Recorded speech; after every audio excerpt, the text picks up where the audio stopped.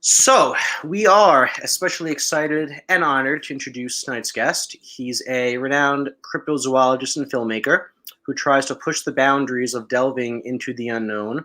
You might have caught him in season 1 of Expedition Bigfoot, and if you haven't, this is a tremendous opportunity to familiarize yourself with one of the most open, intuitive, and seasoned minds in this field. I'm delighted to introduce the infamous Ryan RPG Golembeske. There he is. RPG, awesome. RPG, what's up, brother? I thought I lost you guys, and I'm not saying it's aliens, but it's aliens. Of course. That's awesome. Hey, I like your necklace, bro. I didn't see that before. It's sweet. Yeah. This is a gift from James Bobo Fay. He had a guy make it out of abalone. It's the most incredible thing I've ever owned. It's just real. And I had to beg him for it for like 2 years. He was handing it out like popcorn at events to like indigenous elders and to people we work with. I literally work hands-on with him day and night. And I couldn't get this for 2 years. So like I earned this thing. Like this is my baby, And the other one's my mom, man. Like she used to travel a lot and then she stopped. So I wear it because I keep traveling. You know what I mean? And someday I'll pass it to my kids. It's the Wanderlust like medallion or something. I don't know. That's awesome. Hey, listen, since we do a toast every time, why don't we do a quick toast to your mom and you're traveling, bro? Yeah, let's do that now. Killer, bud. Killer. Cheers. Right. Nice segment. Yeah, buddy. All right. I'm a Florida man now, so I drink out of a mason jar. So that's just how it is. Can't play banjo yet, but I will. You'll get there.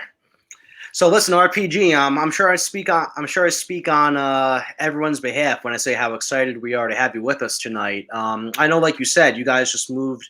You and the family just moved back east out to Florida. Before we get into things, just wanted to see how that was going. Namely, what's the 14 seem like that down there compared to the West Coast?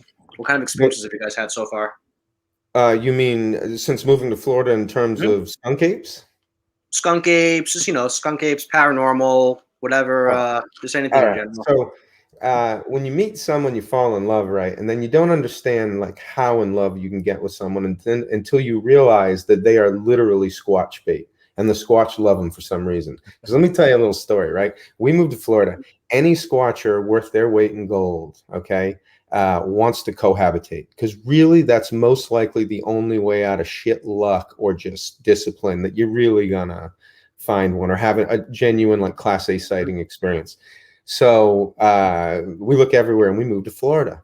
And we find this place, like it's almost a half mile in off the road, and it's right on the Coatee River. And it's just this beautiful, like little river cottage in the jungle, right? Well, we're not even here a month, and she's out there pushing the kids in the swings.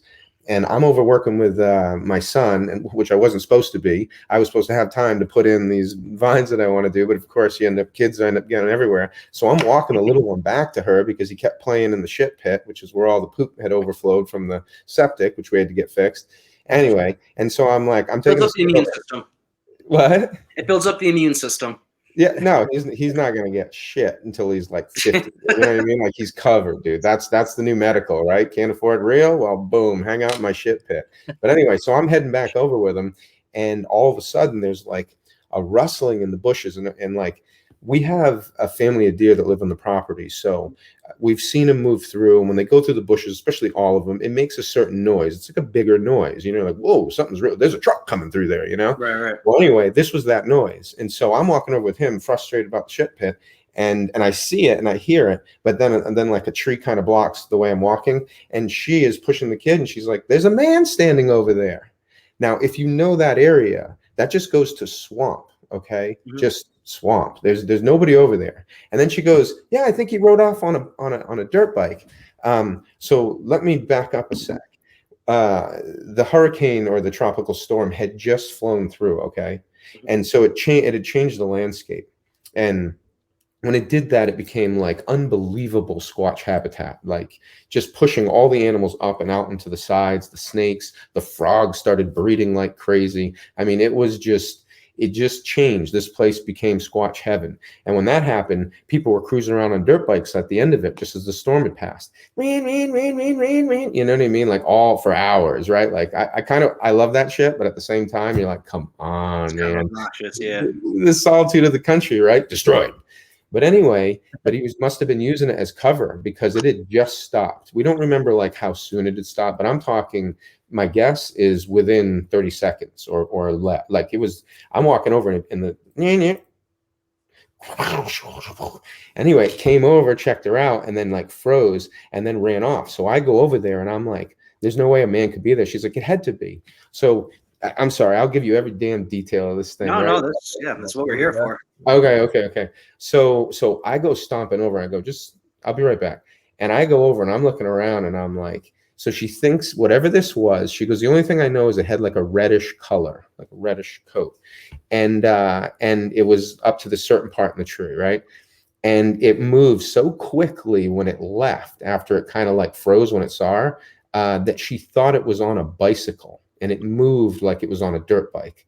And that's something, as you got, as we all know as Squatchers, like that motion, that bicycle-like motion, she saw. And now she's not a disbeliever, you know what I mean? Like she believes, yeah, it could be. I mean, how could she, like living with me, right?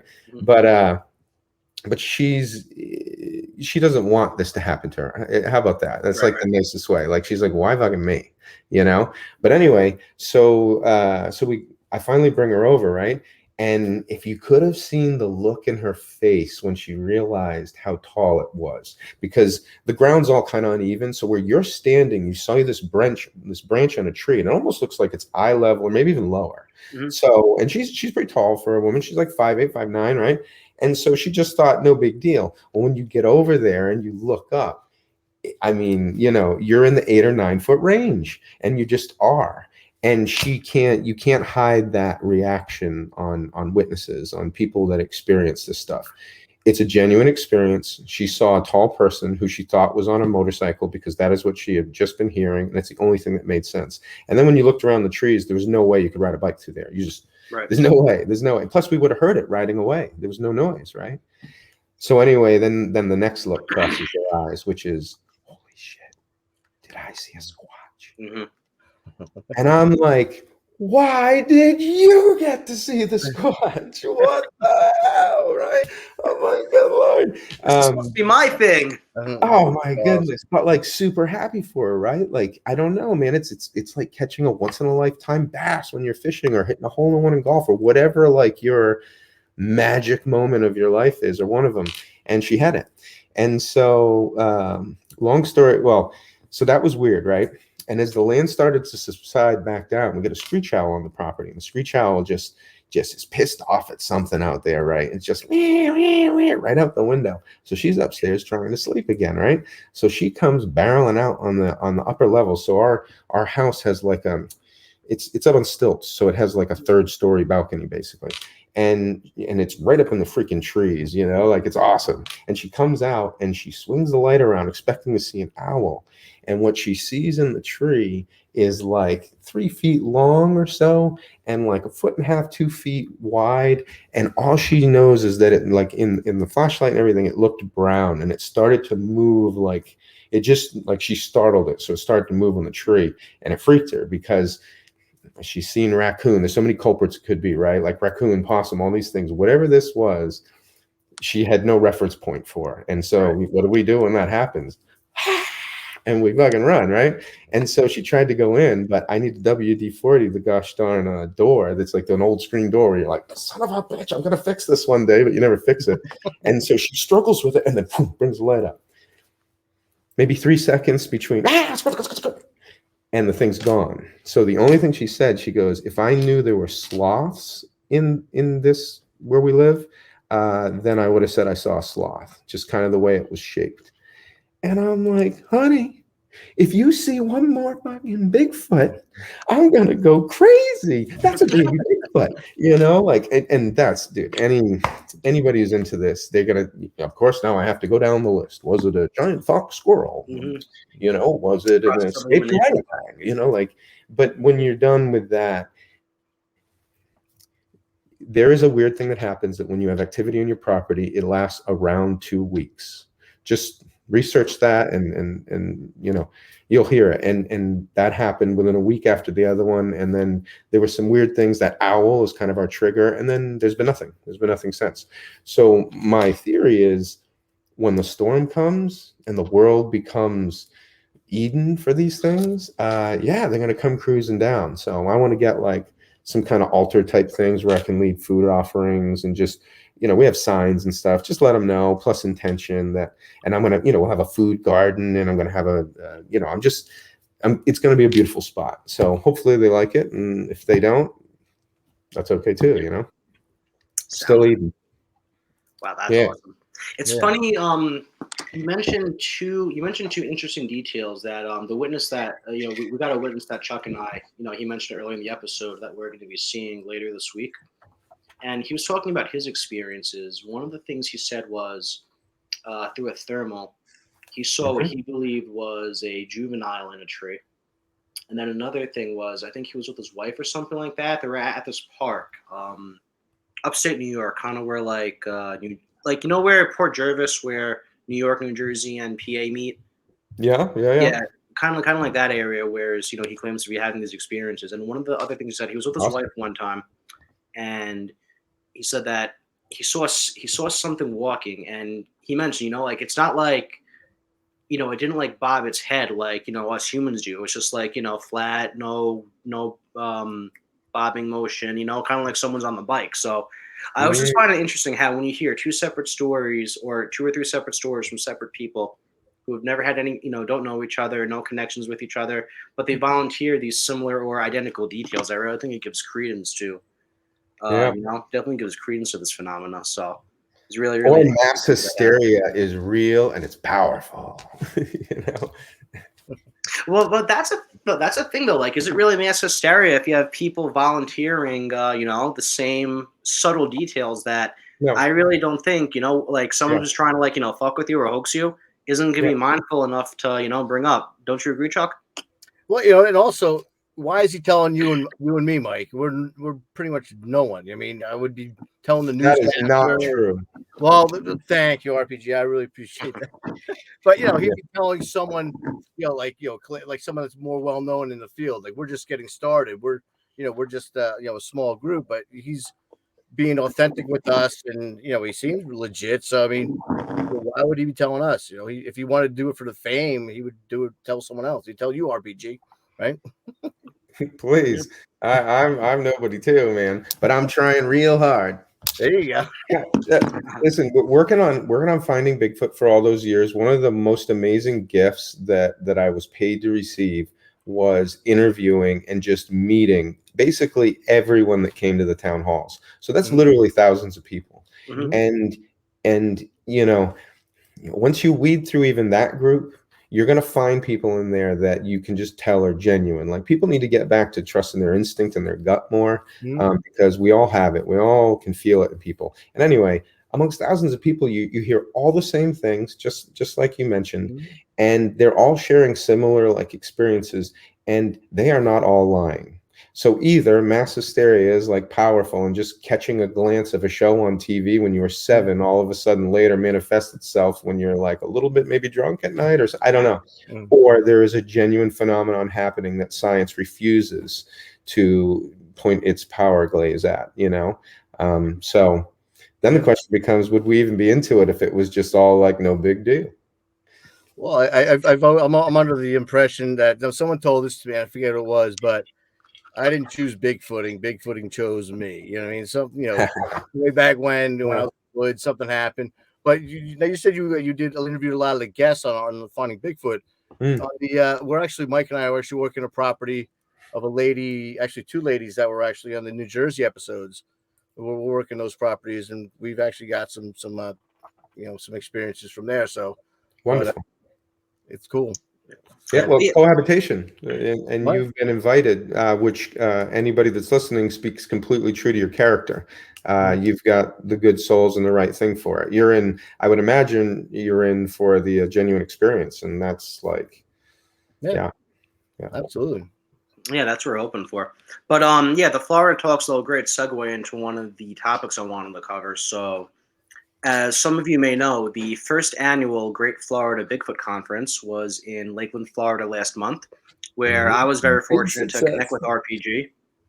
I was very fortunate to connect with RPG after we kept bumping into each other throughout the weekend. He was following me. Was it the Guilty. bathroom or the bar? Both, actually.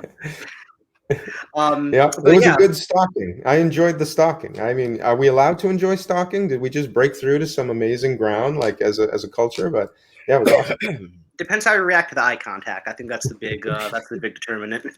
No, I mean, you got a big heart, and you're passionate, and you got a good show. No, meant to be. But yeah, I just want to get your thoughts, RPG. You know, number one, how did you get involved in putting the conference together, and what were some of your takeaways from that weekend? How do you think it went? Well, out of the blue, I get a call from my buddy Stacy Brown, and he's like, "Hey, would you want to MC the conference? They need someone." And I was like, "Would I like to MC a conference? Like, this is like a dream for me. Yeah, that'd be amazing." So, and then also Bobo had put in a good word for me as well. And basically, they had gone down a list, and they couldn't find anything wrong with me, right? So they're like, "Well, we'll at least call him." And then he called me, and I just said, "Listen, I will be your ace in the hole. Like, I'm really passionate about this, and I have a lot of energy, and I'm super fucking positive. Like, that's what's going to annoy you about me."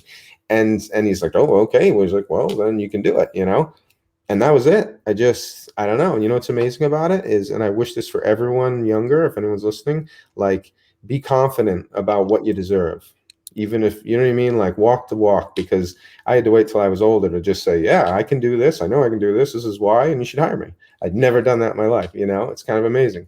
So then we went, and the only thing I can tell you is these events, like doing the town halls and finding Bigfoot, opened and created a new world for things like this, and things to expand and be bigger, so we can go somewhere and not feel the usual shunning, you know, or just like yeah that we get in the other world, because this is our hobby, this is our passion, this is our job for some of, you know, like it's amazing. So anyway, to be a part of that, listen, Marty and Martin and Nikki, find your tribe, right? Find people you want to work with that inspire you. Don't just do it for the money. And when you come across things like that, when you start asking the universe for that, because intention is fucking real. Like, if anyone says it isn't, they just haven't really spent any time thinking alone with no distraction.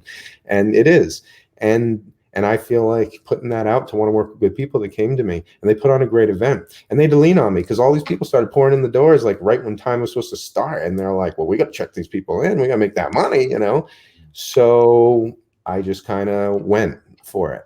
And it was, all I can tell you is, some people need a stage. And that's the only way to say it. And I hope there's more like people really spreading a good message about Bigfoot that do it. Because I'm coming for all the MC gigs everywhere. Just know, that's all I want. That's all I want, you know? For sure. Yeah. Yeah. It's our church, man. It's our synagogue. It can be more. That's all I can say. And I love innovation. So together, we're all going to innovate this whole field. It's going to be awesome. So correct me if I'm wrong. It's going to be held again next year in Lakeland, January 22nd, I think. Yeah. It was supposed to be held that, but we had a medical New Year, so they had to bump it, just because that's what you have to do, you know. And so they're trying to keep it on that schedule, because Florida, that time of year, that's when people want to come to Florida and enjoy it. So it's perfect. So, fingers, toes, crossed that it happens in that time frame. If not, then yeah, we'll be doing it in the summer again, which I thought was great. It wasn't horrible. Yeah, it's awesome. Yeah, I mean, I know people are kind of wishy-washy about going to Florida that time of year, but I was comfortable. I hadn't lost some time. I actually extended my trip for like another night or two when I was down there. So awesome. That's what's really do you guys have? I know it's a couple of months away, but have you guys gotten anything set up or planned yet for next year's conference? One of the things that we want to add to it that I've is we want to add an event the weekend before the festival where we gather as many people as we can to do one big night. So imagine like a town hall, but instead of in a building, we have now taken you live into the field. And then the goal to be that one of the things we really hope for these conferences is that there's more mingling, because people go to the tables, they listen, and they definitely interact with the speakers when they go to their tables. But we want even more people sharing their stories, and maybe a way to do that is to go out on a big old hunt. Imagine if we had like 500 people. Like, I don't even know if that's legal. We're going to have to find that out. But if we had them all show up and we truly canvassed a park one night, we were bound to get something, even if it's just amazing footage of pigs or deer or, whatever, like Nat Geo stuff, which is great too, but odds are we'd have some kind of interactions, and we could actually track it like a pod, like a zombie pod, right? And just all stay in contact and then move in on it. And who knows what could happen, right? I don't know. Yeah. But I think it would be an exciting way to make it even more. And that's all. Well, I definitely intend on coming back to it next year. If you do something like that, I'm 100% down. I'm sure. Chuck, oh yeah, you guys should come down. You should live January. Heck yeah. Yeah, it'll be friggin' cold and miserable up here in New York. So any opportunity to get out of the cold. Yeah. Always welcome, boys. Always welcome. Yeah, definitely before it. So, RPG, I know growing up as a kid, you were really fortunate to have a family that was so deeply fascinated with the cryptozoology, paranormal field. I listened to some other shows you've been on, and I really enjoyed your story about your first experience when you saw something in Maine as a kid.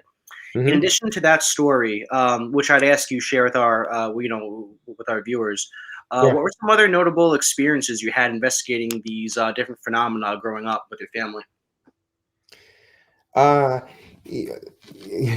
A lot of it came from like just parenting faux pas, kind of, right? Like, we all had that day as a kid where your parents late to pick you up. Okay. Mm-hmm. Well, great. We're all going to have to deal with that at some point. Well, if they happen to be late to pick you up and it's getting dark and there happens to be an abandoned old home that used to be a nursing home that everyone says is the most haunted place in town, right there, at the edge of the parking lot, what do? So it just started with me daring myself to go in, because I couldn't believe, like, what it's like to feel fear, right? It starts to ride over your body. If you allow it and kind of like let it go, and then it starts and you have trouble breathing, you start shaking, your palms are sweating. It's kind of a neat experience, really, right? As long as you don't not need it for real. But I was like, I'm just looking at this fucking place and I'm about to die. Like, what is that? And anyway, that pissed me off. So I started moving forward, and each time it'd be a little bit farther. I went into the basement, and then I slowly realized I could go up, and then I went to the first floor, and then I almost literally gave myself a heart attack trying to go to the second floor. But I just kept going. I don't know. I'm stupid. I was like, I don't know. But the farther I pushed through my fear, the deeper I got into the house, and there was nothing there. So anyway, that's how it kind of like started, like little things like that. Or we had the woods in Maine, and dude, there was so many weird noises. Like, they just had big animals there, like moose. There's one kid one day he's like, "Hey, you want to see a moose?" And I was like, "Of course I want to see a moose." And he just took a rubber hose and just, for the afternoon, he was just like, and we were just blowing in the hose, like. And then, no lie, that next morning, 5 a.m, I get a ta ta ta in the window. He's like, "Look. There's a freaking moose standing right in the yard we were doing with the whole day." And I was like, "Whoa, the moose!" And then there was a time where we used to drive back and forth for a little while, because Mom didn't want to move to Maine. I'm not moving there. No, I don't want to go there. And then, of course, gets there and is like, "I don't want to leave. This place is amazing. Why do we have to leave?" But for a while, for almost a year, we would drive back and forth on weekends. And anyway, I don't know, you're just like a little kid in the car and you want to talk about these things, but not everybody wants to talk about these things, especially back then. And then imagine driving along on the freeway and you're just looking up, and there's a cliff ledge, right? It's just poking out, which, if I don't know, if you drive in New England, they blasted through all these hills. So there's always things like that everywhere. And anyway, I just look up and I just see this tall ass thing. And honestly, I got to be, I thought it was a bear. I was like, "Whoa, there's a bear standing on its hind legs. Wow." Like, how fucking weird, right? And I'm just watching and watching. And then, like, when and then it turns and walks into the woods. And I was like, "No way, they're real." And then, Believe it or not, I was annoying as a kid. So I got right in my mom's ear and was just like, oh my God, they're real. This is crazy. They're real. Sit down. You know, this is back in the day when apparently kids could just float around a car while you're driving, right? Good old days, they called them, when freedom was real. But yeah, and then they just, the nice thing about open-minded parents is they allow you to enjoy it and guide you and go camping and participate and just, you know, try to edge you farther into the darkness. And some of us, I guess, get addicted to that. And I'm definitely one, you know.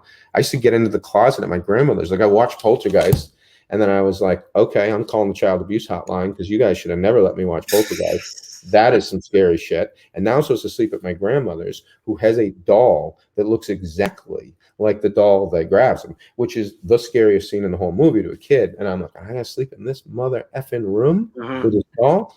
And then once again, all I can tell you is, did it scare me?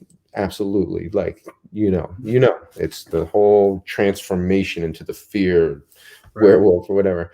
And I said, F this one day. And I just grabbed the doll and I went into the closet, which was also scary because monsters come from closets. And I closed it, sat in the dark with the doll, and I said, tear me apart. And nothing happened.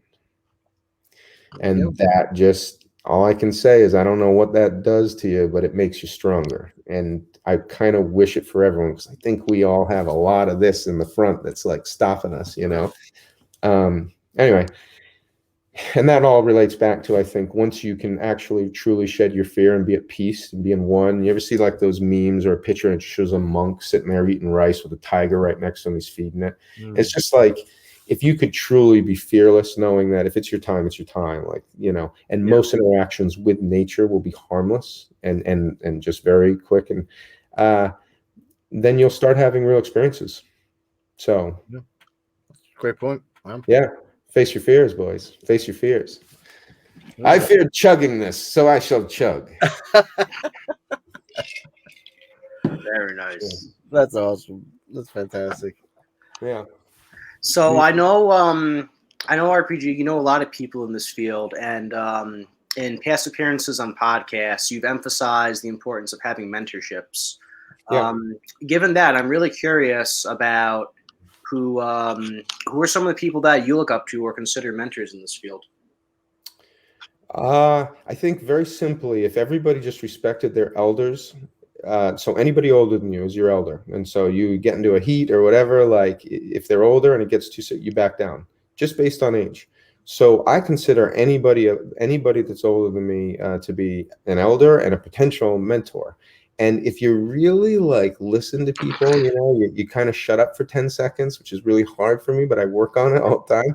Like people have great wisdom and they have amazing like experiences to share. Like you were making that correlation between everybody kind of saying the same thing everywhere. Well, that gives me peace of mind and makes me think that I am onto something, which fuels my fire to like want to go deeper, you know? So it's all like kind of, I guess, crazy connected like that, which is one of the things I love about like bonding with people like yourself is like, you guys are teaching me. I'm about to start a podcast, right? And you guys, oh, first of all, I forgot to bring this up. Dude, your opening intro is amazing.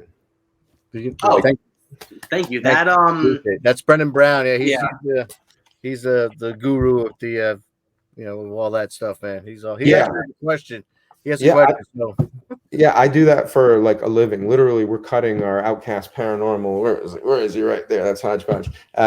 We're cutting that right now and doing all that stuff. And I just want to say, man, hats off. Super pro, super cool, and just awesome. Like I was already excited to do this, and then I was like, whoa, I'm not excited enough. You know, I would have done some push-ups if I had some time. You know, well, after the show, maybe we can hook you up with Brendan. Maybe you can see what we can do as far as helping you out or whatever. Yeah, I will admit though, like every time I hear the intro song, like, you know, the band that they use always kind of like gets me a little like pumped up, amped up, you know, just like the beat that they use is just perfect. So I think we're really lucky in that regard. Well, and there you go. That's mentorship, because you showed me something that's really exciting, and I will hope to mimic something like that moving forward, because I think it's awesome. I think it works, you know. So there's a way that everybody kind of helps, and I guess the best mentorship was being on that damn show for so long. I'd be lying if I said it wasn't. It was like going to, Dude, I wish it for everyone that's into Bigfoot, because we literally get paid to travel and meet all the names, go to all the places, be in places that are supposed to be active. It was, you met every mentor, you know, you really did. The show itself was a mentorship program, just like a master class. Yeah, it was rad, man. It was rad. And if anybody knew like the real stories, like the behind the scenes, which I can't tell because we've been sworn to secrecy, we would have had the best gosh darn reality TV show anyone ever.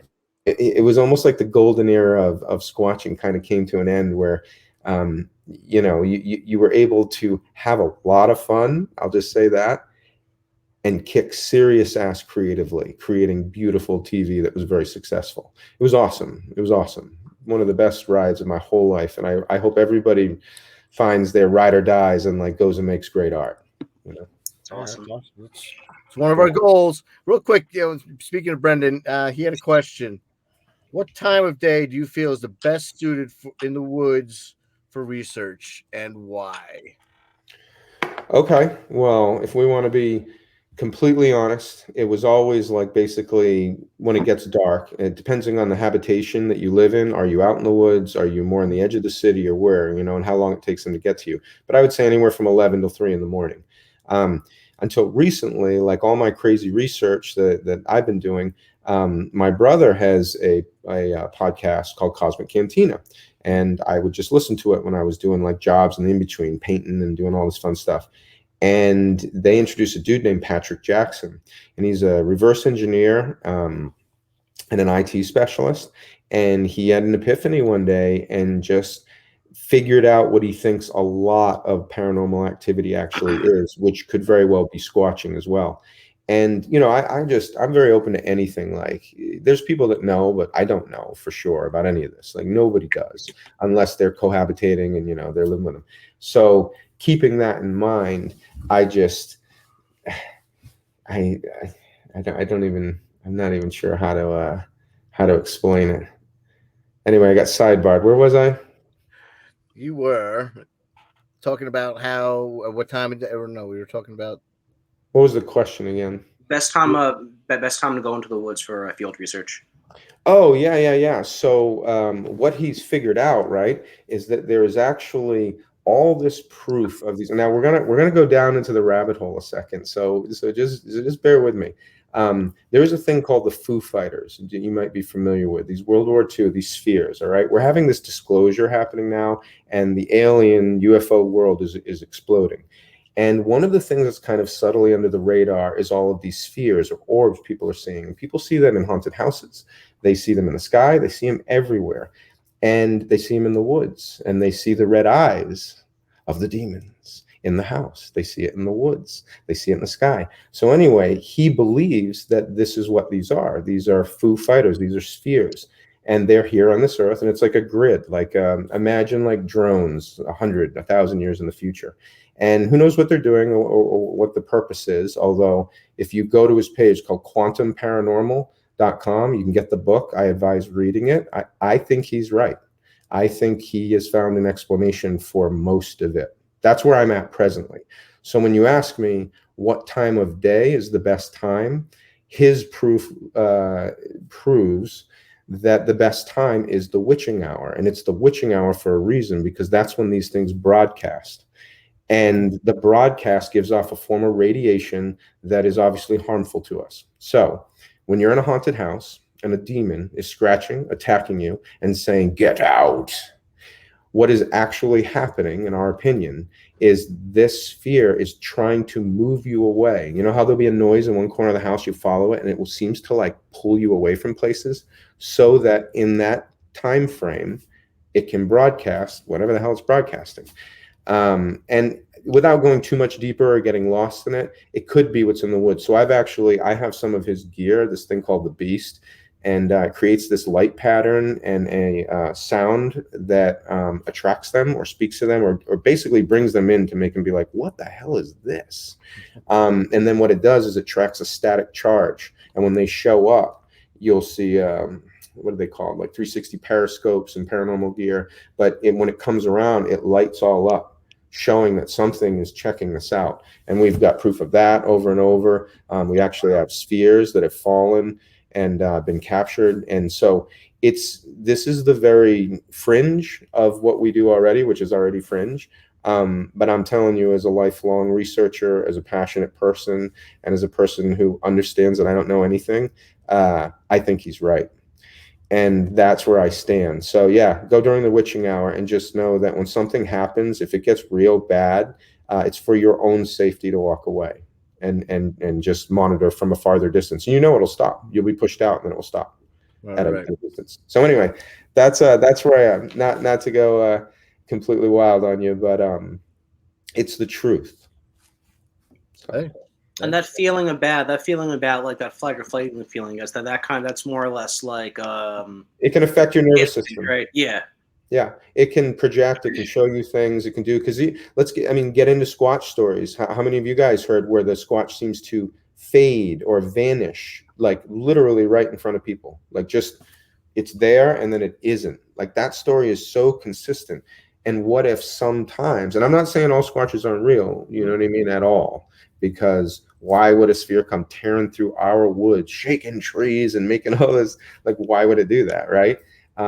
But I think sometimes that is exactly what's going on, and it might be what is always going on in haunted houses. Not to light a fire or anything, but yeah.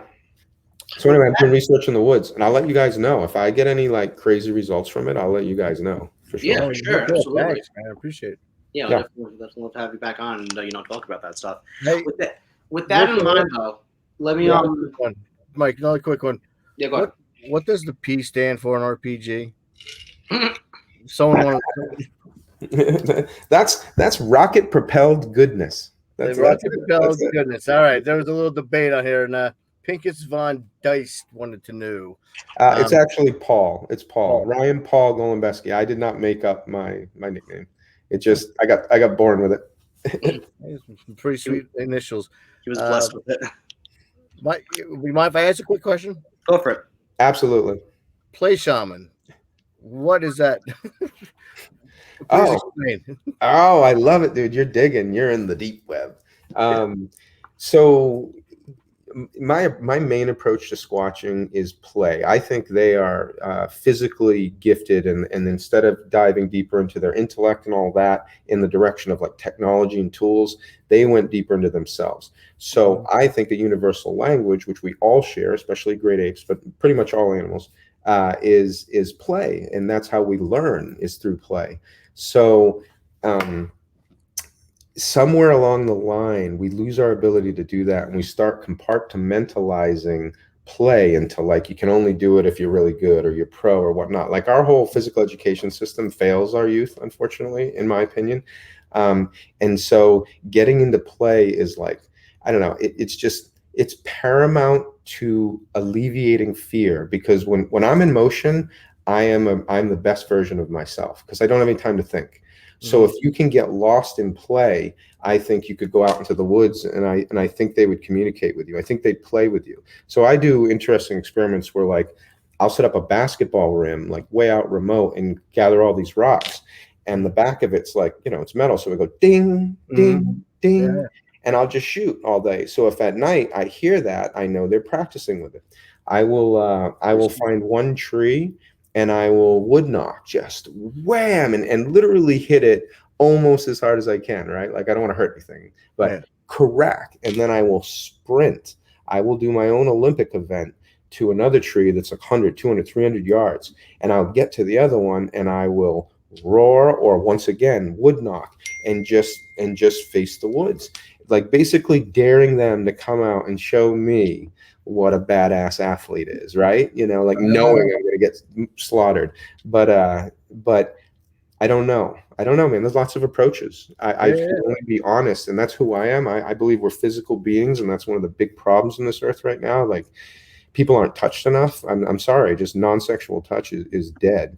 And that's something that needs to be brought back into our culture. And that can be brought back through play, through game, through fun, which ultimately would help us find Bigfoot.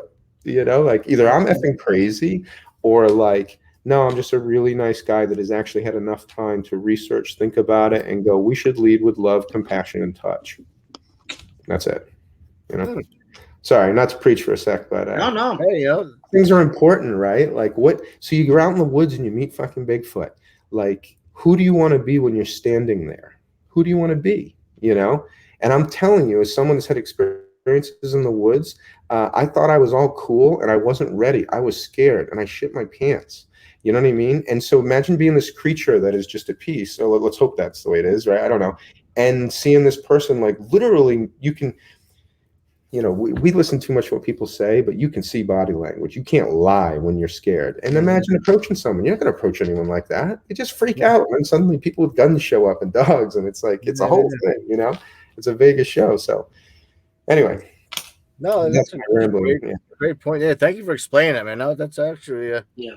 I don't know where you're gonna go with it, but it was pretty freaking cool. I don't know where I'm going with things, guys. It's the opposite. Wherever the cider guys. There you go. Hey. Oh, great cider. Where to next? Where to next? I'll drink to that. Yeah. No, it's super fun, guys. You create a good place. So thank you. So I was wondering, you know, as most people know, I'm a snooty ass millennial. I know for the most part, this space is largely dominated by an older demographic. However, there has been, and I think still is, a growing interest in this field among millennials and Zoomers. Like, for example, RPG, I caught you appearing on, I think it was called Squatch and Things podcast a few months ago. It looked like the two co-hosts, they were like the Gen Z, late millennial generation, which is really encouraging to see. So I always like to ask whenever I get a pertinent opportunity, but what would you say to people of my generation, the younger generation, looking to get involved in this field?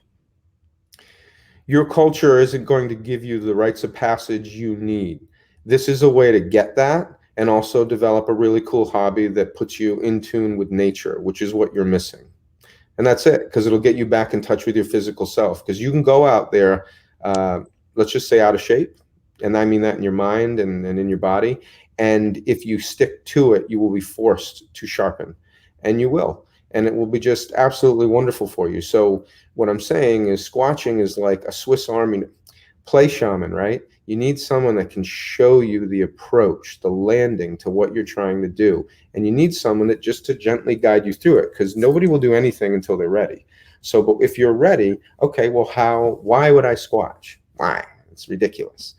Well, you go stand in front of a wall of darkness at night, standing next to your best friend, call out, have this thing call back to you, and then have the realization that there's something in the woods that you thought actually wasn't real, and have that experience standing right next to your best friend. You know, that's like, it's just a moment that's amazing, and it will get you hooked for life. And besides that, you're going to start building up courage and confidence, because people have no idea how scared they are of the dark. I promise you, like, people need to, I don't know how often, maybe once, twice a year, like, go camping, go solo, and do night hikes by yourself, and just check in on yourself the whole time and give yourself a break, because you're going to find out you're a chicken shit. You are, or you'll be drunk, or you'll be something to get through it. But and then as you face that and you do that more and more, then you become more badass. And who doesn't want to be a badass version of themselves? Who doesn't want confidence effortlessly? You know, I don't know. Anyway, there's lots of goods to it, but find your tribe. Don't let a couple of the angry, childish bullies speak for all of us, you know, because or make that guide your ultimate decision. You know, you got to interview a lot of people. It's like dating. Like you gotta date a few before you find a keeper. So don't give up, man, and don't let anyone tell you how to do it. Just go for it. Get out in the woods. No, what you said definitely makes sense. You know, like, so, you know, all the times I've been out in the woods now, I've definitely gained a sense, you know, gained more of like a relaxed sense when I'm out there. You know, I don't like freak out every time I hear a noise now. If, you know, I hear like a snap or something like that, I'd be like, oh, that's probably like you know, like branch snapping or like something falling from a tree or something like that. You're definitely, like, the longer you're out there, the more in tune you become with just like the sounds of the surrounding environment, things like that. You get more familiar. It definitely puts you more at ease. So yeah, I definitely, You become more observant. You become yeah, more 100%. observant, and that's when you may stand a chance of seeing one. You know, For sure. yeah. I got some interesting questions here. Josh Ensley asks, do you feel a Sasquatch can form a bond with a person? We did kind of get into that before, but we did earlier today. But yeah, RPG, if you want to just elaborate on that a little more. I'm sorry, I didn't know I could see the comments, so I just like turned it on, and I was completely distracted, and I was like, "Oh wow, this is like It's another." okay. Actually, I don't think I should have it on because I look. I'm sorry. The question again? Do you feel a Sasquatch can form a bond with a person? Like I said, I know we kind of like touched on it before, but if you want to get into a little more detail, I will. Yeah, I won't. I won't go super rabbit hole. Yes, cohabitation creates. Then you become familiar, and when you're familiar, like any animal, they begin to put down their barriers because they understand you are not a threat. And when that happens, I would consider that like a low level bond. You know, like your bros. You know, without chilling. And then if for whatever reason, you know, their personality, I would say, is playful and you get lucky because I don't think they benefit from being around us at all. But try cooking some different like apple pies and things that like, you know, grandma's cooking that you can't say no to. And yeah, who knows? You could possibly develop that bond. Yeah. so this is actually a great segue to start getting into a little more detail on your overall thoughts and beliefs about what this phenomena is, Mhm. how you conduct yourself out in the field. Although we've like I said, although we've been basically talking about it all night, can you elaborate a little more on what your overall thoughts on what this phenomena could actually be, what its properties are, how it's remained elusive all this time? I know you've got a great story about a Diablo cat that you use as an example when summing up your outlook on the subject. Do you think that would be a good place to start? You're Look like how me. You're excited, here, you're there, you're here, you're there. I love it. Yeah, the thing. Okay, so my current philosophy is everything you've ever been taught is a lie, and if you start there, then you have to rebuild your whole life and literally physically go on adventures to learn. So one of the things that I found really interesting is like who never liked Dr. Dolittle as a kid, like watching that movie and you can talk with the animals. Awesome, like what a dream, heaven on earth, Eden. You know, you hear all these stories, but why couldn't we do it? And then one day when you're down that crazy rabbit hole that we all go down that love this stuff, I came across this story about animal communication, and there was a black panther named Diablo. And in a nutshell, you know, this panther was mean. Okay, like they had it in one zoo, then they had it at another center, and then it finally ended up with a gentleman who was like the Santa Claus of animal whisperers, basically, like just could get to the heart of any animal, help them. And this dude couldn't help him. This cat stayed in its like cage den area, wouldn't come outside, and anytime anyone got close and looked, it was like, you know, it was Diablo. So at the very end, they'd almost given up hope, and they decided to bring in this woman, Anna Breckenridge, and I'm so sorry I can't pronounce her name correctly, but Anna. And if you just look up Diablo and how Diablo became spirit, you'll find it. But anyway, she came in and like real no big deal, sat down, talked with the cat, and said, okay, here's what she wants you to know. When she was in the zoo, there were two baby cats, and she wants to know how they're doing. And they're like, okay, let's call the Chicago Zoo. Let's call this. So they go get that information and bring it back. She's like, great. And then she's like, and how would you like it if every day, every time people came around and anyone looked at you, they called you devil and pointed at you and sneered at you, and their intention and their will when they're looking at you is to make you this monster because you've been told it's a monster. And she said, very good point.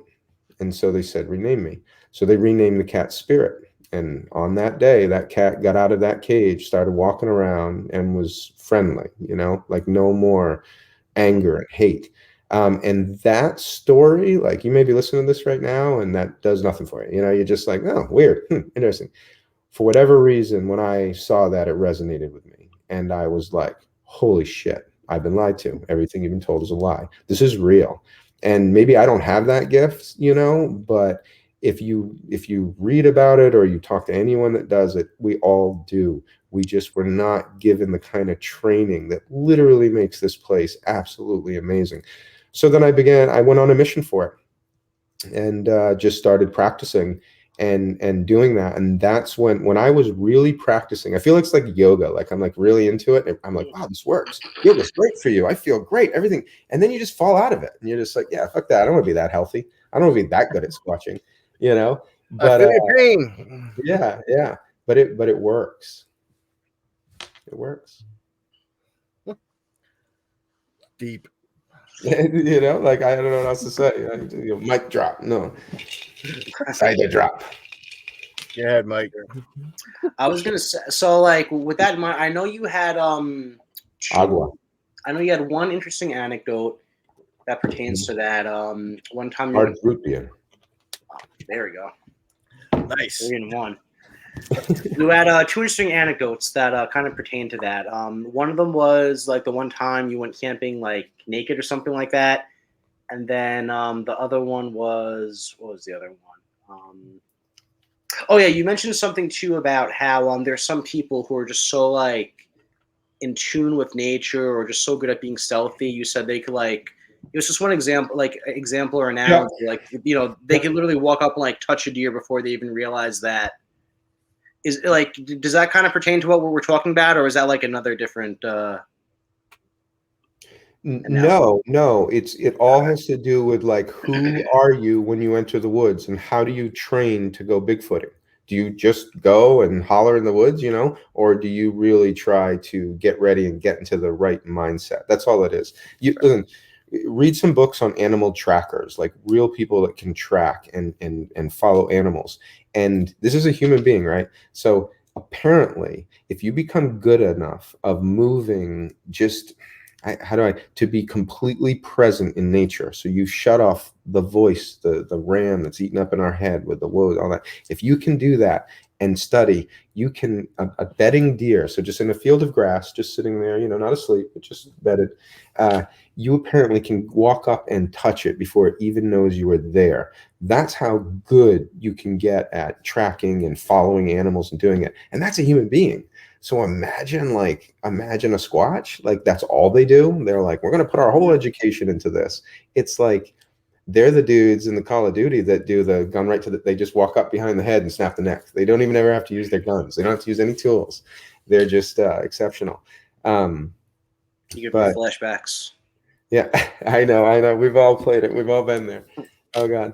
That's a great point. A friend of mine actually, he meditates and prays before he goes out in the woods, and he has, more times than not, he has some pretty good experiences, or he finds structures, or he's always seems to be able to experience something. So I mean that's a great point, dude. Just clear your head, walk barefoot in the grass and hug a tree, and then go in the woods or something. Well, I'm like, limit fear. Just limit your fear so that you can be more present and you can be more observant. And then also, when the moment happens and you really see one or it's happening, you don't put the vibe out that you're like scared shitless. Remember, they can smell us. They can feel us. Our heartbeats are louder than in the dark woods and the deep woods. So it's like, it's about what vibe are you putting out? What's your intention and what's your fear level? And get your fear level almost to 0, just to where you need fight or flight, like, oh shit, that tree's falling, like you got to move. Yeah. But yeah, that's it. Yeah, I'm telling you, that's once again, take it, leave it, whatever. It's all good. That's the advice, and where I'm at presently as a researcher and as just a man, trying to like get through where all these other amazing people have tried and still not come up with anything, like who am I to do it?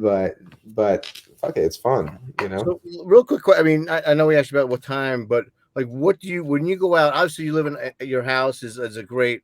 I live in my house, yes. Well, I'm saying, but it's a great place to go squatching. So you're not putting like a day pack on. You're not, I know when we go out, we have our binoculars, and we have the day packs and the we're all geared up, but yeah. are you like just going out in the woods with like a t-shirt and shorts and just doing your thing? Or I mean, because I think like the more stuff you put on, I mean, especially if you've got cameras with you, I mean, I'm sure it probably deters from any type of activity. Dude, I sit on my porch in shorts and a tank top, and I go, and I make owl calls and whatever calls, and I just sit on my porch. Listen, you can stomp through the woods, you can do any of that stuff, but if we're really going to respect the Squatch, are we really going to like see the Squatch doing that? In my honest opinion, and I think most squatchers would say this, your best chance is just make a campfire and have the best damn night possible while remaining very observant. And that's my 2 cents. When you take the walks to get rid of fear, to just be brave, to go, okay, I'm gonna go half mile out and back. If I'm not fucking back, you come run, you know what I mean? Do it and challenge each other to do it. And I don't know, because odds are most of the time you go out, nothing's gonna happen. And you're going to find ways to still make it like, that was awesome, like, I'm glad we went, or I'm just a weirdo that likes to scare the shit out of myself and my friends. So. No, but like, it's funny though, when I'm in the wood, like when I'm in the woods, I catch myself doing it all the time. I feel like most of the time you just spend looking like directly ahead or looking down at your feet to make sure you don't like trip over something. When me and Chuck a couple of weeks ago, we did a little like driving therm. And I was scanning my thermal camera on the side of the road, and it was pretty mind-boggling just how many like hits I got just for like driving those couple of miles along the tree line. So, what was that? Hey, that's actually the best way to have an experience. Just so you know, that's the best way. Traveling in a car on a known route where they pass, therming. You have a better chance to have that than even around a campfire in a known spot. Yeah. So genius. I did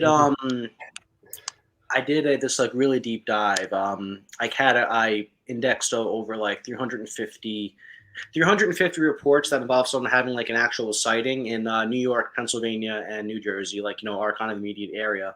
Yep. And the data I tried to collect was what was the witness doing at the time of their sighting, and the overwhelming majority. Yeah. It wasn't 50%, but like I think I had like 5 or 6 different categories, and like over 40%, the witness was driving during the time. Second place was at their private residence, which gives credence to your cohabitation narrative. Yep.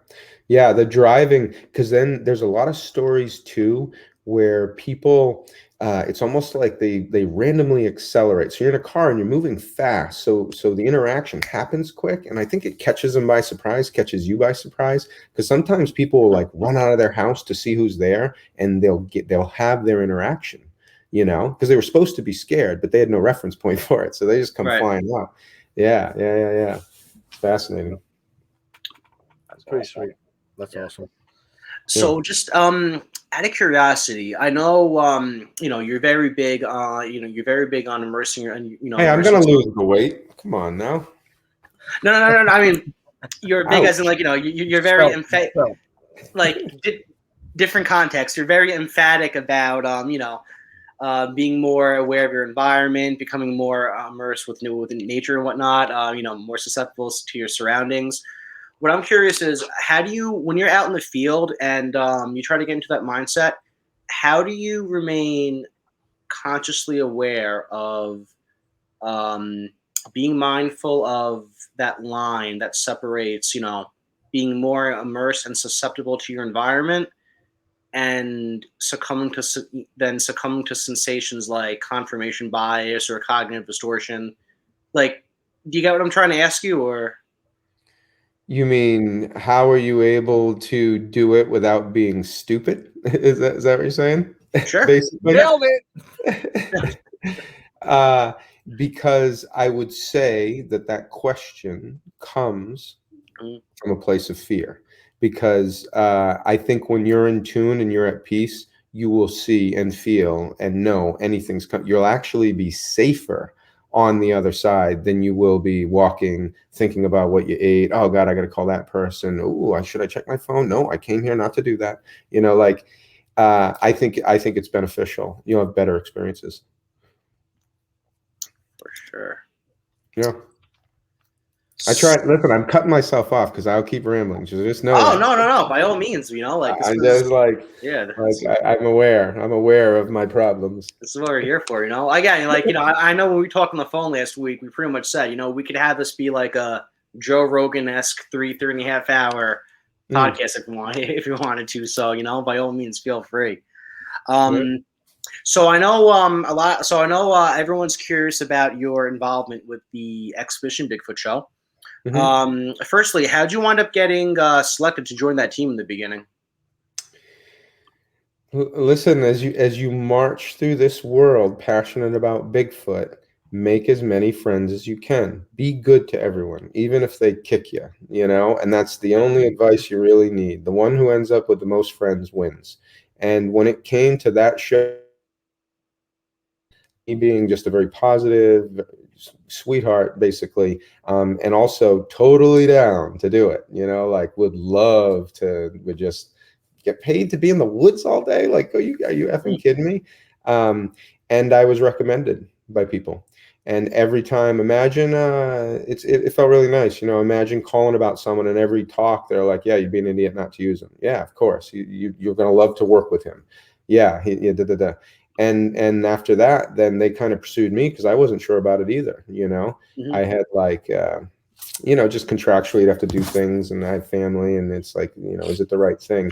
But ultimately it was exciting because it's been a dream. Like it's the dream. And I put my time in, I had put my time in. I've worked in this field a long time. I've been into it since I was a kid. Like, I felt deserving, and I wanted to share my positivity and my approach with the world. I think the show needs that. That's why I'm grateful Ronnie is on there. He kind of took that spot for me. He doesn't do it the same way as me, but he's a sweetheart and a good person. So I'm glad that they chose him. But anyway, yeah. And then after that, they wanted the RPG, man. They wanted that enthusiasm. And then it just, I don't know. Listen, I get paid to be a producer, an international producer. That was my career before Mr. Mom, right? And I loved it. I had literally just gotten back from the Guiana Highlands of South America, looking for the lost city of gold on Mount Roraima, for a month, eating crazy shit, hiking at elevation, taking helicopters up through the clouds to the top of what I believe is a great tree, but that's another discussion for another day. But just a primordial world that hasn't changed much in God knows how long. And I'd literally just come back from there. That's my life. That's who I am. So anyway, very adept at traveling and not getting sick. And then all of a sudden you're telling me on the very first time, on the eve of me making it as a professional and making it for my family, because it's like I got kiddos now, you know what I mean? I'm a different beast. I was super proud. I was scared. I was excited. I was, everything that you can imagine. And then for my body, my physical being to fall apart. I can't even, we are all going to face a day where we fail, and we fail in the way where it's like not even our mama hugging us is going to help us. We got to really march through it. So anyway, I had to go through that. Luckily I have love. I have all this great stuff. And to this day, it's a mystery, which is the other thing, and I just use it as fuel because let's see what happened. Here's a few events and you can decide. I had just done, I had been going to Mexico for dental work for 3 or 4 years. By the way, it's awesome. The prices are super low. They treat everyone like they're world class. And if you have any prescriptions, they actually bring them and hand deliver them right to you. Anyway, I'm not advertising for them, but it was awesome. But I did just get work done in Mexico. Okay. That's good to know, though. Yeah. And teeth is at the mouth, and that's a place you want to keep clean and whatever.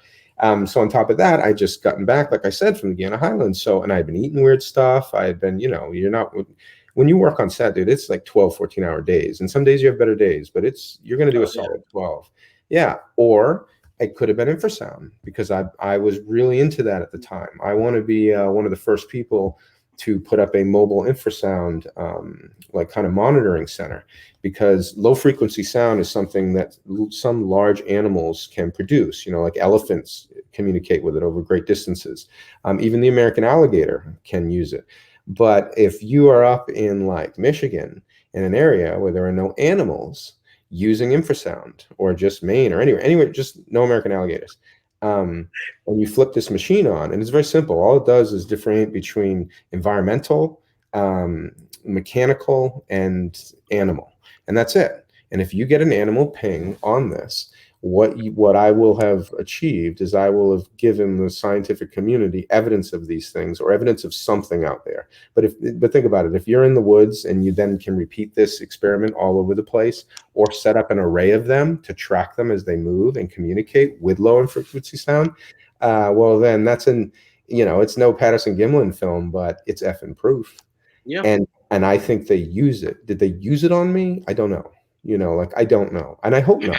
Like, I'm a nice one. Like, if they came out, I probably would be like, yep, never squatching again. You guys do not need humans knowing about you.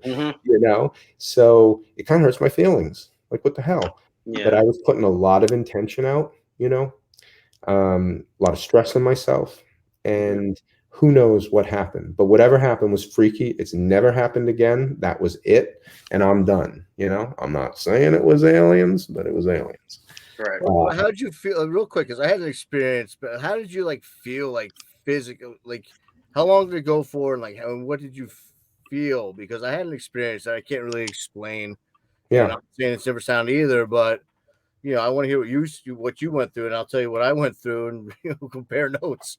It was I grew up an athlete, so I'm very in tune, and I'm all about physical culture and everything. So I lost control of my body. Just slowly. It wasn't just immediate, but it just kept happening. And I started getting these migraines, and I don't get headaches. I hydrate. I'd rather be the annoying dude that has to pee every 2 seconds than the dude who's like, oh God, I can't think.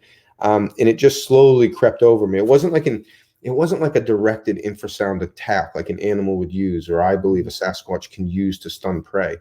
It wasn't like that. It was more like a constant kind of bombardment, almost as if it was that, the thing would just, I would settle in at night into my cabin, and it would just vibrate directly at me, like, get the fuck out, Did you vomit, or would you vomit at all? I mean, yeah, I would go all night, like begging. Listen, I'm a strong person, but if I had to deal with that level of pain, what people with migraines do, they're superheroes, and we should probably worship them like gods, because I went crazy for just the weeks that I had it. It just lasted. It just, whatever, really disrupted my system. And that got me into other things like cold water immersion therapy, which I know, not the sidebar, but you want to reset your immune system, and you want to do something that can help with infrasound poisoning. Learn about cold water, learn about Wim Hof, talking about mentors again. Wim Hof is a mentor that should be in your life, which will help prepare you for the woods and prepare you to be a better version of yourself. And it'll also keep you fucking healthy. So anyway. Yeah, I mean, mine was different. Mine was kind of quick. While I was driving home, it was like 5:30 at night, and it was actually on this road called Clinton Road, which is famous in New Jersey, and it's been on the Travel Channel, is like one of the creepiest roads in the country, whatever. I'm driving home, and it was like you drive through this reservoir, and it's a wooded area, and I remember I got this ringing in my ears, and then I got really dizzy, and I'm driving. So then the ringing turned to like a humming noise, and I had actually like to stop the car and kind of find a place to pull over, because you're in the woods, you're not going to pull into a ditch. So, and then it was like I kind of got kind of stunned for a little bit, and then I felt like I was going to I didn't, my mouth was watering, kind of like when you do the 4th shot at tequila, when you should have stopped at 3. So then I kind of spit, I was like that. And then it was I kind of sat back and sat there for 4 or 5 minutes, and then it was gone. And then I was like, all right, lit up a smoke and drove home. But it was like the weirdest thing. I was like, I know I was driving into the sun, so I don't know if it was the sun affecting my eye, but it was really weird that and I never experienced that before, and I haven't experienced it since. So I don't know, it's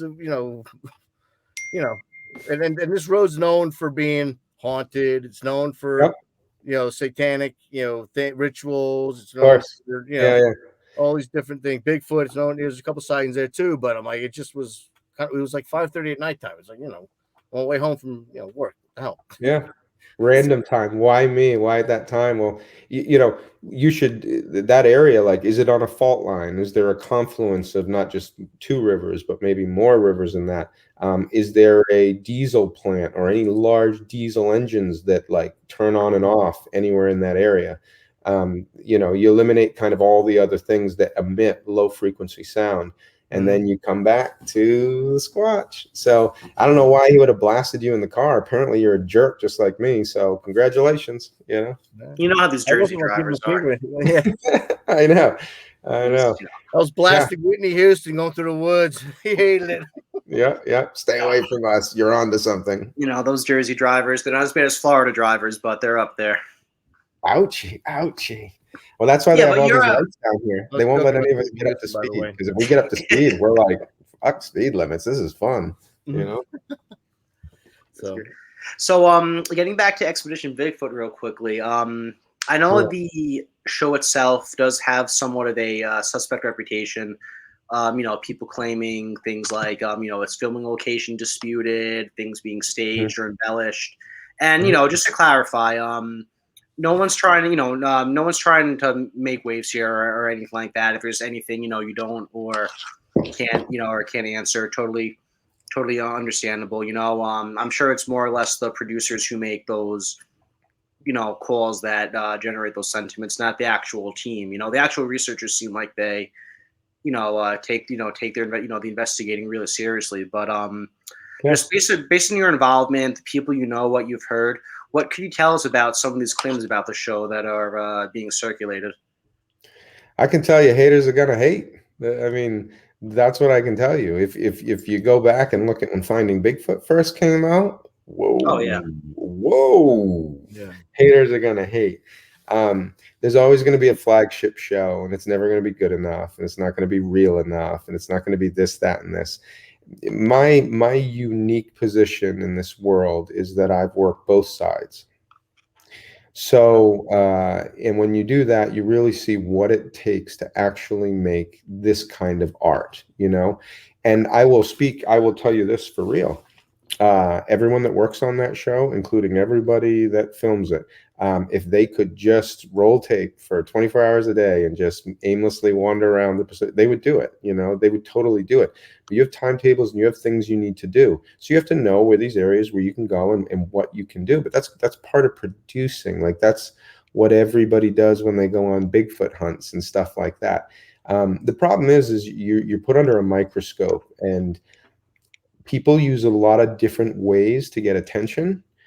And in my professional opinion, if you have enough time to really lay into a show that's doing its best to give you that vicarious voyage that we all crave, because we can't all get out all the time, then you're not working hard enough on you and your squatching and your passion and your stuff.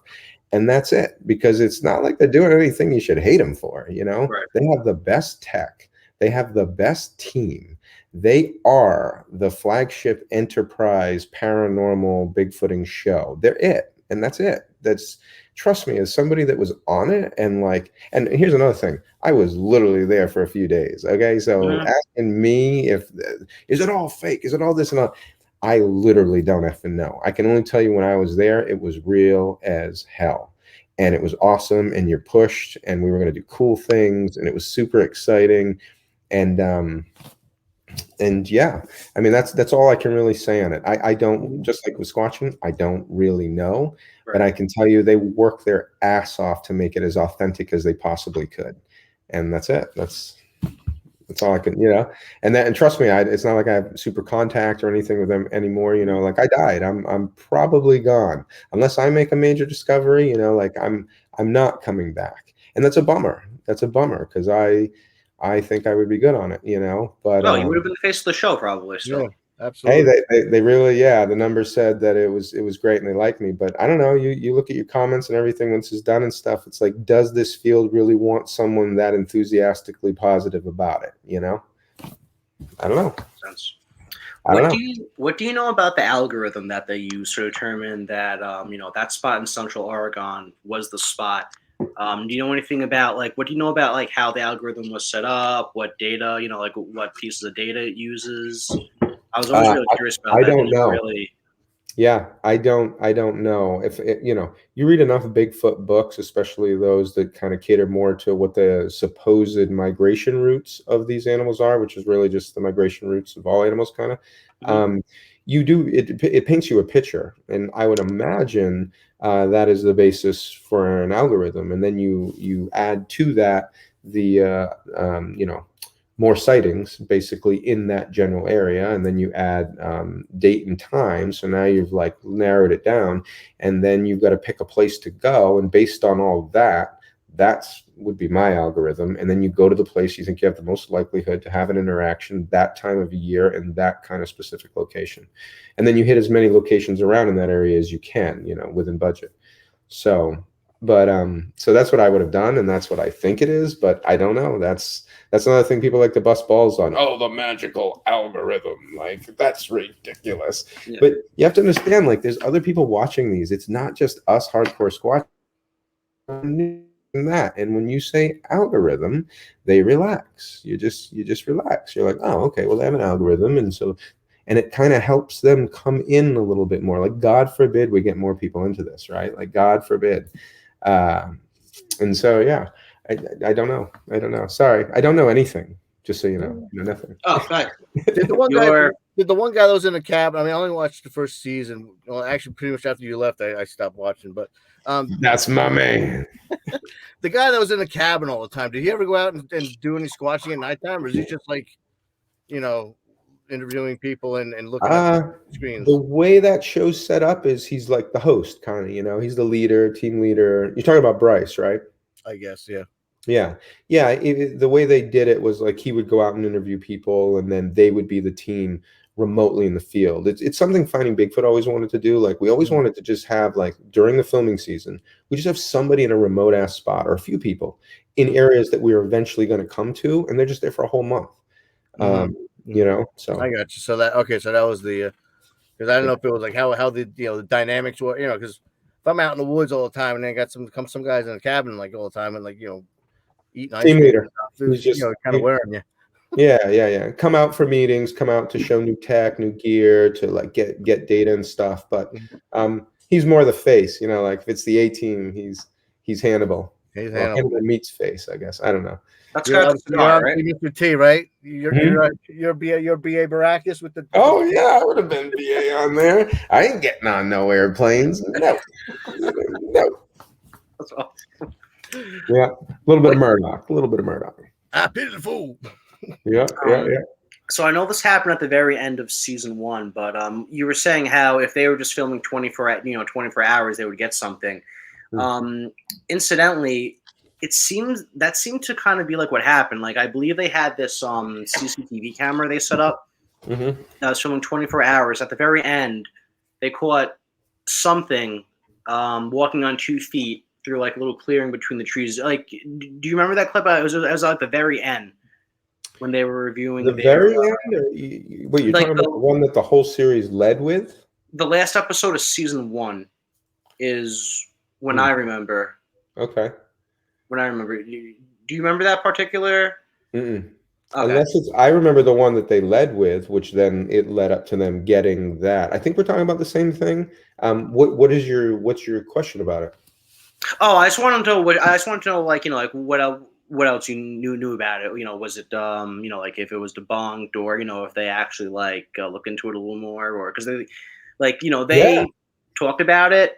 I remember at the end of that first season episode, but they really didn't thoroughly. Like, you probably could have dedicated a whole episode or that little clip. They only shed light on it for a few minutes. So I was curious if there was anything extra, you might have known that the viewers didn't. No, the only cool thing about it was that I got to, for being a part of it, and I was able to just see it before anyone else would see it. Oh, that's cool. So, which made me feel good. It made me feel like I was still in the team. Yeah.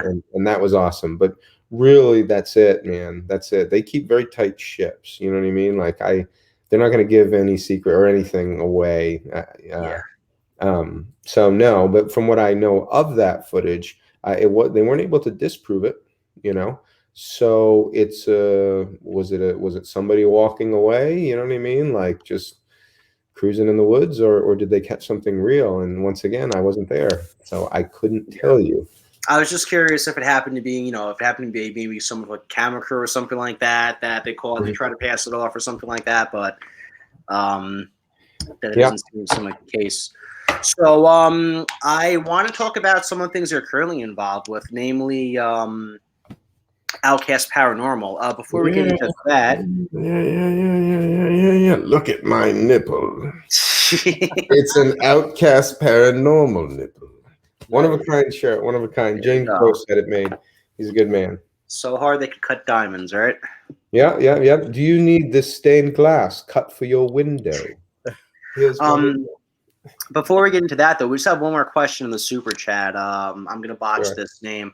Pirat Vasso asks, "Is Bigfoot attracted to sounds of babies crying?" I will answer, I believe yes, and here's why. If we're dealing with an actual apex predator, when you step off into the wild ride that is nature, what do predators attack? They attack the elderly and the young because it limits risk, which limits injury, which allows them to have a long, fruitful life. So yes. And we're almost arguably the most nutritious when we're that age. We're growing real fast. So yeah, absolutely. I think so. We've done experiments with that where it feels like a classless experiment, especially now that I have kids, like it just feels wrong. But we've done like the van parked on the lone stretch of road where people have sightings with just a Luke baby crying, just crying and crying. And then you can imagine that shot as you like just slowly pull out or push on the vehicle. But so far, no evidence, or at least no DNA we were able to pull off the vehicle or anything. But yeah. Oh yeah, could work. So Outcast Paranormal. I know Chuck and I are members of the Facebook group. It looks really like a really lively, engaging community. Yeah. We love it. Yeah, I was just curious what you could tell us about the group's philosophy, what you envision it to become, any recent or upcoming ventures you guys got going on. I know you kind of touched on it at the beginning of the episode. When we spoke last week, you guys mentioned you want to set a record for like most people squatching at a given point. Yeah, for the Great Florida Bigfoot Conference. Yeah, we want to be a part of it. Obviously, if Outcast is my new baby, like after dying on TV, where do you go from there? And most of us go into a beautiful depression, where we eat too much and drink too much and do stuff. And it's just how human beings, how we process like pain, right?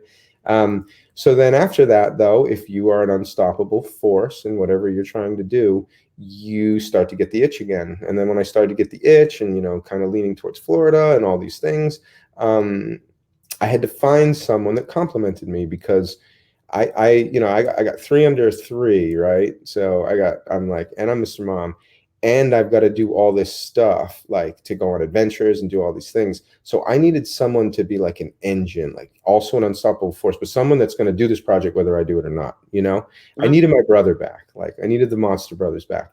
And that's when I teamed up with Stacy Brown Jr., who is an unstoppable creative force. He just released the film The Pit with Lee Stroud, Survivor Man. On top of that, he puts out music. He does this, he does that. He's just like driven and motivated in a way that, like, if you think about it too much, it exhausts you and then you get jealous. Well, fuck being a hater, right? Like, join those people. Like you're gonna get somewhere. So anyway, I used that to inspire myself to work harder, and we formed a group because I don't want to be dead anymore. Like I love this. Like I want to do this. So we formed Outcast Paranormal, and we're the outcasts, like I got cast out of TV. He won $1 million Bigfoot bounty. And then like, okay, what else? We do some podcasts, we do this, but like, why not a show? Why not this? Why not that? He's got the best thermal footage of a skunk ape or squatch in general in the world, arguably. So like, why? And anyway, most of us are outcasts. Most of us are not on primetime television, and that's great. So you know what? We're all outcasts.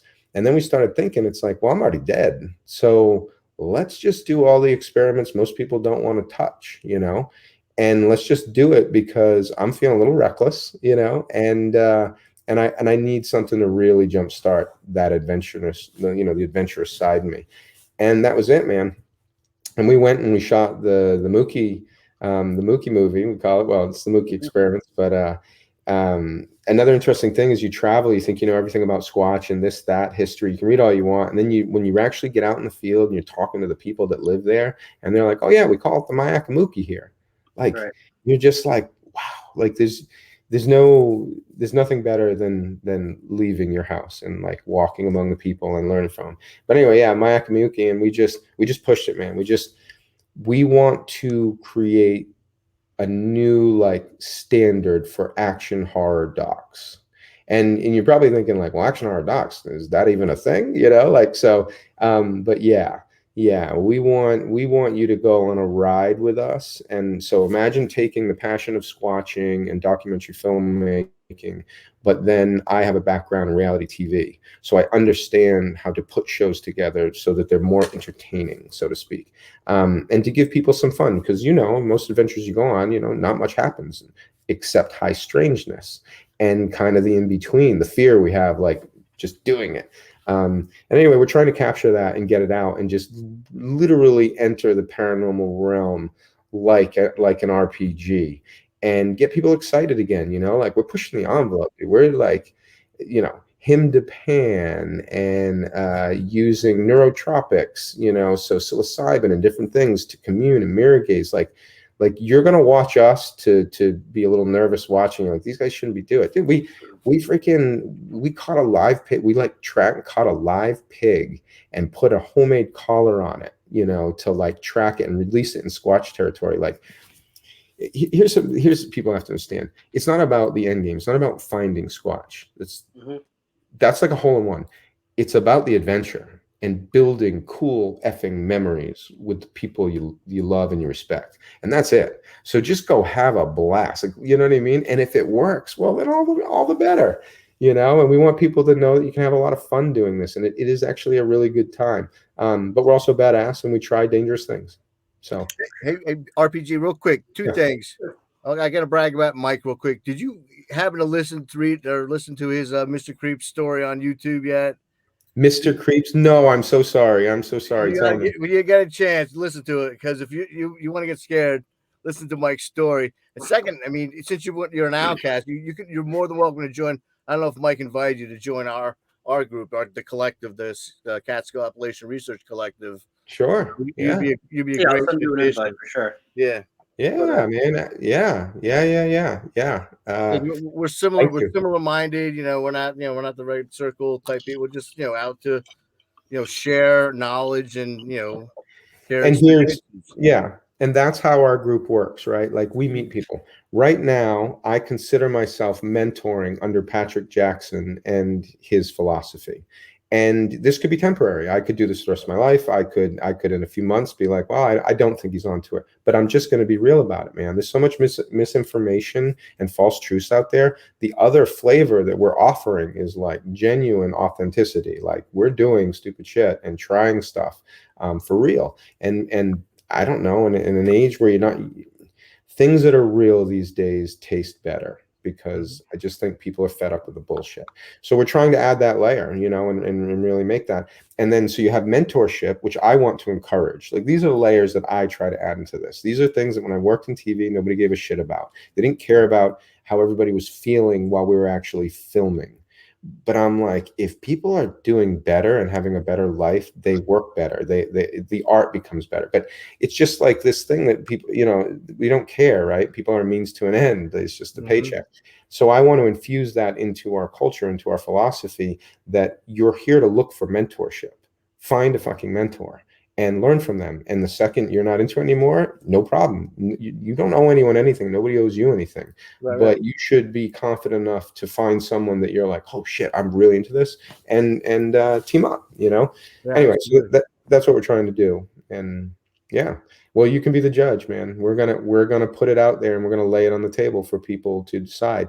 But I can only tell you, as outcasts, we will listen to all good constructive criticism that will make the art better for everyone. But outside of that, you can go F yourself, you know? And that's it. And everyone should have that attitude. Like, you're not my crowd then. If you don't like it, then find another beautiful thing that you can obsess about and enjoy, right? Like, why are you gonna be here? Why are you gonna be here? That's awesome. And that I think's one of the issues with this field. For a lot of people, instead of it turning to like an era where you could have a good pragmatic back and forth conversation where your beliefs and outlooks on something are challenged. I really think for a lot of people it kind of turns into a bit of an echo chamber, and they get so entrenched that it gets to the point where they can't emotionally process or handle any type of contradictory view. Or criticism, Yeah, criticism. Yeah. Yep. And then they become paper tigers, which is just another way to say like everyone's really tough when there's a medium in between. It's social media or whatnot, and they can say things that normally they wouldn't say. Oh yeah. And once again, that is because of a lack of physical culture. We are becoming more sedentary. I mean, I'm looking at my posture already. I'm like, oh God, I'm gonna have a kink in my neck tonight. Same. Yeah. That's why I love going to these conferences. I mean, I spent all spring going to these different conferences, and it's great to interact with, to see Cliff, to see Bobo, to see Ken, to see, Matt Pruitt, all these different guys, and then hearing the experiences of everyone. But it puts, it's not someone watching on a screen. You know what I mean? You're living it real life. You're seeing their actual responses in real time. So yeah, you're walking among the people. That supercharges you. We're social animals. We're supposed to be interacting. We're not supposed to be isolated. You isolate any animal, it gets really fucking weird. Just that's how it is. So we don't want isolation. Everything should be in the light, and we should be real about it. There's no right or wrong, just so you know. There's no right or wrong. That's all. We create a construct that we live in, but there's none. And once you realize that, it's kind of like really freeing, I think. I don't know, man. There's so much construct that we live in, and if we can figure out, and I hope you guys figure it out, or I figure whatever, and just be truly present for once in my life, I think you'd see everything. Aliens, Bigfoot, it would just all appear. You'd be like, holy crap. Like all I had to do was shut up, I don't know. Yeah, let's figure that shit out together, moving forward, if like our groups could like collaborate with something, we'll definitely keep you in the loop on when we do stuff, We'll come up with an experiment. Find something that you're onto, or something fun like that. That's what we want to promote too, is experimentation, the scientific method, like trying things. And any way we can encourage or help or whatnot. And then God forbid you hit on something, well then the boys show up, There we go. Yep. So unfortunately we've only got a couple of minutes left. We could probably bullshit until like 12, 1 a.m. if we wanted to. Oh, my neck. But get those neck pillows. But I wanted to touch on this real quick. So correct me if I'm wrong. You're part of a new or upcoming team. The focus, of an upcoming show, Finding Bigfoot, Paranormal Bigfoot.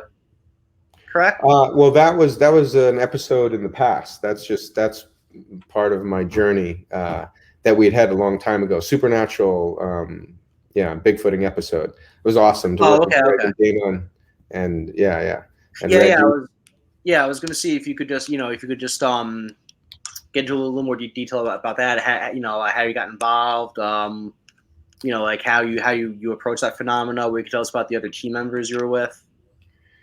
Yeah, I mean, listen, if you guys want to know the new Ed and Lorraine Warren, like the real life version today, that's Greg and Dana Newkirk. And the only thing I can say about them is they're genuinely into the subject. They're like encyclopedias of wisdom on it, and just so passionate that they just wake up and the whole day and then go to bed and dream about it. Like the people that we should know.